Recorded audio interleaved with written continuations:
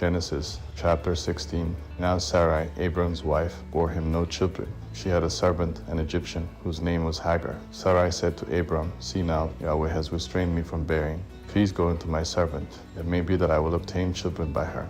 Abram listened to the voice of Sarai. Sarai, Abram's wife, took Hagar the Egyptian, her servant, after Abram had lived 10 years in the land of Canaan, and gave her to Abram her husband to be his wife. He went into Hagar, and she conceived. When she saw that she had conceived, her mistress was despised in her eyes. Sarai said to Abram, This wrong is your fault. I gave my servant into your bosom, and when she saw that she had conceived, she despised me.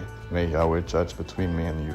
But Abram said to Sarai, Behold, your maid is in your hand. Do to her whatever is good in your eyes. Sarai dealt harshly with her, and she fled from her face. Yahweh's angel found her by a fountain of water in the wilderness, by the fountain on the way to Shur. He said, Hagar, Sarai's servant, where did you come from? Where are you going? She said, I am fleeing from the face of my mistress Sarai.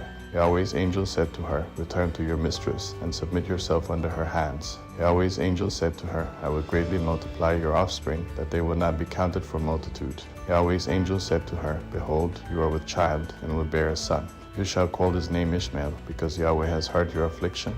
He will be like a wild donkey among men. His hand will be against every man, and every man's hand against him.